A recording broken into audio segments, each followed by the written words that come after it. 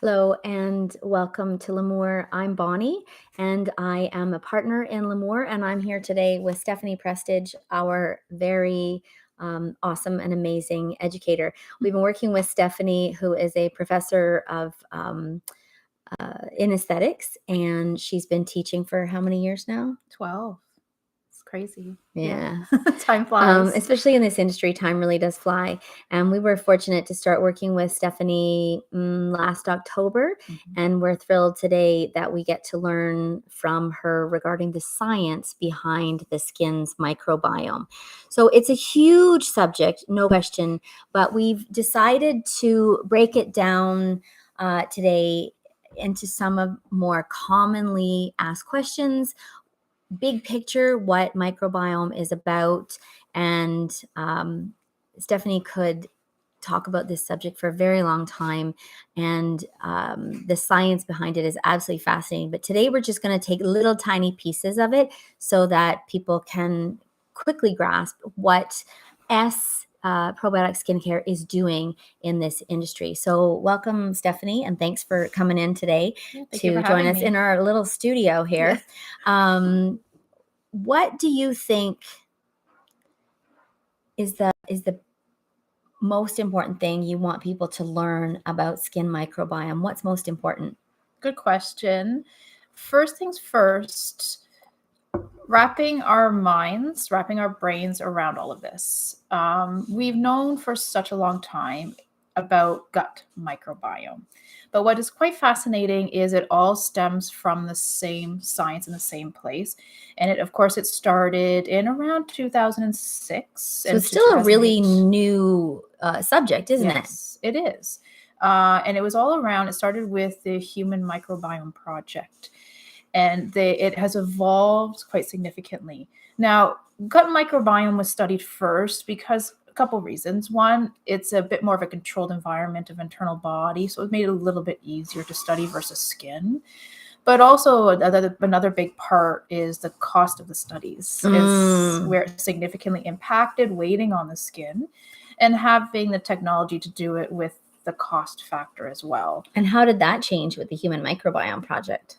It changed by the dollar amounts of the studies coming down significantly, so it could actually be studied. So instead of being over millions of dollars for one study, once the price dropped below millions, it made it feasible to start studying. Okay. So it's quite significant. I understand. But still new. I understand that was spearheaded by the National Institute of Health in the United States, that project, but it was a worldwide project. Absolutely. And Esse, for those that don't know, is a company from South Africa headed by creator Trevor Stein, who is a biochemist and has been studying this topic for a really long time. So now that we've kind of figured out where the research started, why is the microbiome so vital to creating healthy skin? Fantastic question. First things first, to start out at the very basics of it, they have discovered with microbiome, whether we discuss internal body or external skin, that for every human DNA cell, we actually have 10 microbes per one cell.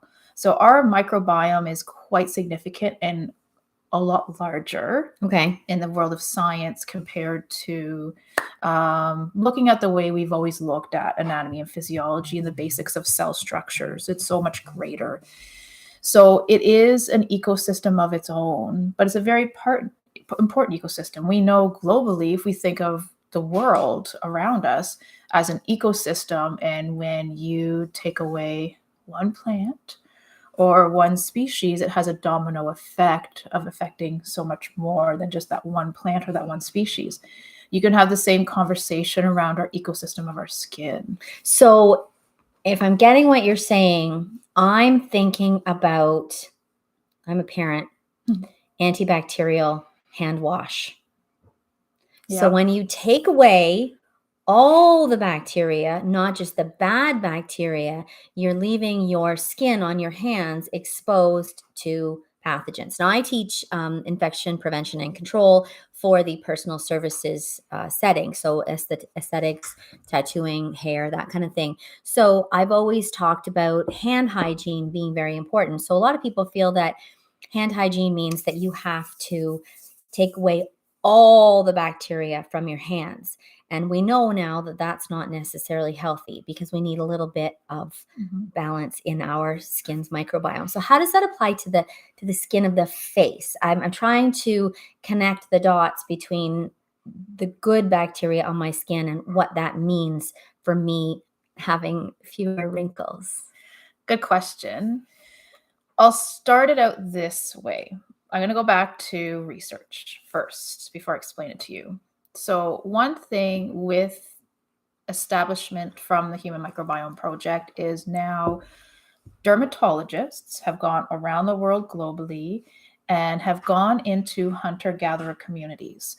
And what that means is communities and tribes that live completely on the land have lived the way their ancestors have for multitudes of generations.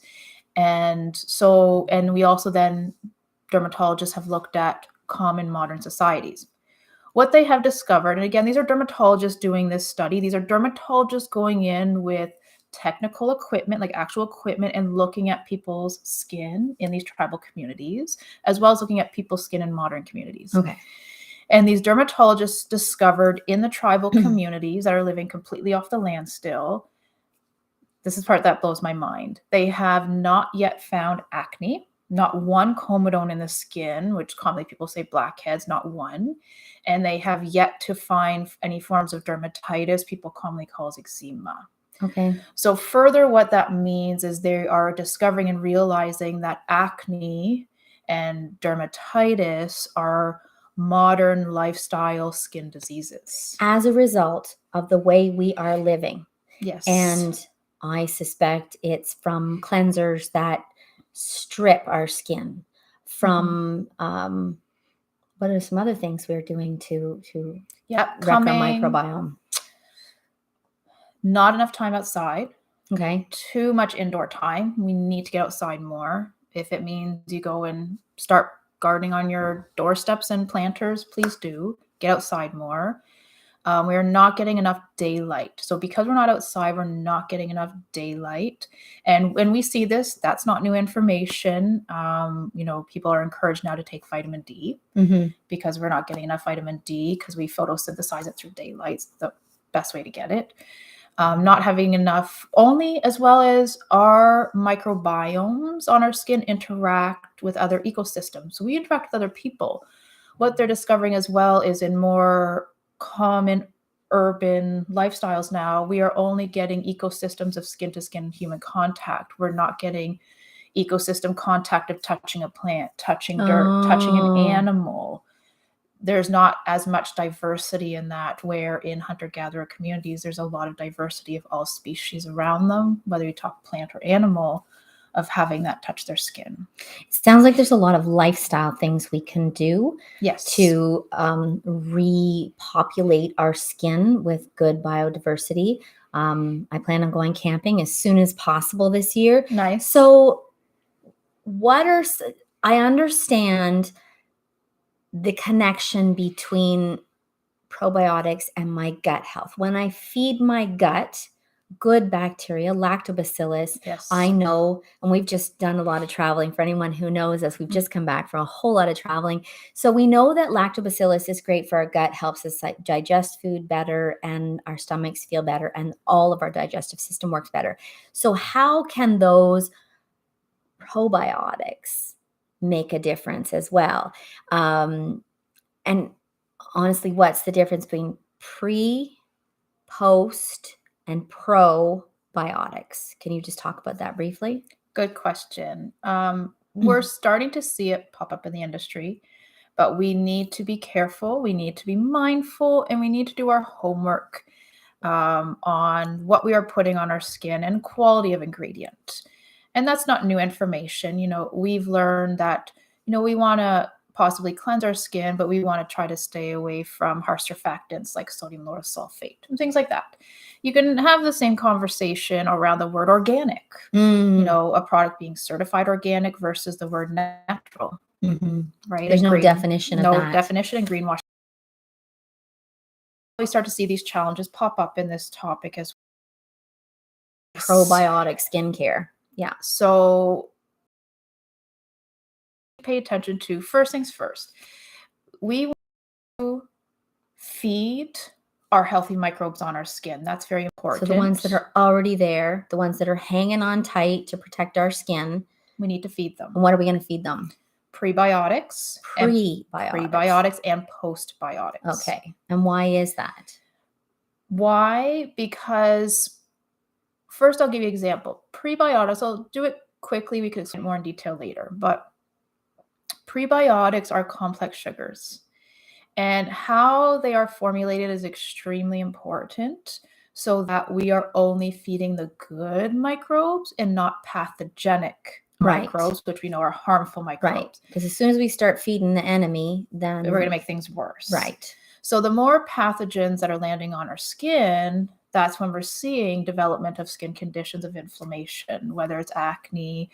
We can even have the conversation in with some activity with rosacea, dermatitises, all these inflammatory responses.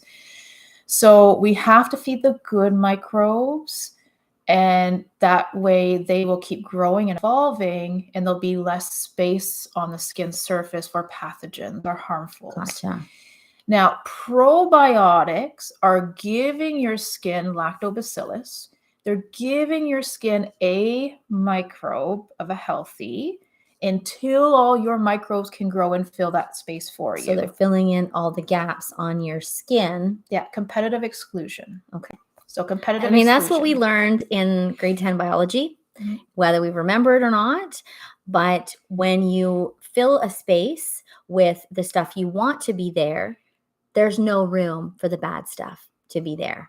It's such a big topic, and we've been digging into this for quite some time now. You've completed S College, which is a 7-module online college. We'll put the link to that you can join. It's no cost for skincare professionals, or actually even people who are interested in probiotic skincare and understanding the skin's microbiome. So not only did you finish your S College, but we also recently had the opportunity to go to Amsterdam to study for 2 solid days with the team at S. Trevor Stein, his son Kim Stein, both of whom have master's degrees in biochemistry. So to say that they can talk about this subject is absolute truth. It was kind of mind-blowing. And then, of course, we were able to work with their very talented educators. Catherine Fick was there. Cynthia was there from the Netherlands too. We learned so much over the course of 2 days. So what we've realized is that even though we spent 2 immersive days there, that we've barely scratched the surface in terms of microbiome, what it is, what it does for us, pre and post and probiotics. There's so much more to learn, and we're definitely going to have to approach this again. We're going to have to come back and break it down. One of the things we learned was about oily skin. Yes. Oily skin, and why it's so important that we leave the poor little sebum where it is. Why we leave it where it is so that it can protect our skin. That's a topic for another day. But I think that there's just one more thing to cover in this particular moment. And it's a little bit longer than I expected, but honestly, there's so much to talk about. I just want to know, how does the Esse Probiotic Skincare system put these pre, post, and probiotic ingredients into their professional skincare formulations? How do they do that? Good question. It's complex. I'm not going to put that aside. It creates a lot of trial and error to actually get this right. So first things first, you can't have high amount of preservatives in a product because preservatives are meant to kill all microorganisms in a product. Kind of defeats the purpose. Absolutely. Probiotic. So if you're using a prebiotic and a postbiotic product, there can be a body of preservative, but they have to be very mild to still keep the efficacy of the ingredients intact. And the reason is prebiotics are complex sugars, so we can add a preservative there. Postbiotics are non-living microbes. So postbiotics, they're not living, so we have more play with the preservative, but you also don't want to get carried away and destroy that as well, even though it's not living. Mm-hmm. But where the complexity really comes in is probiotic, having a live lactobacillus microbe in a formulation.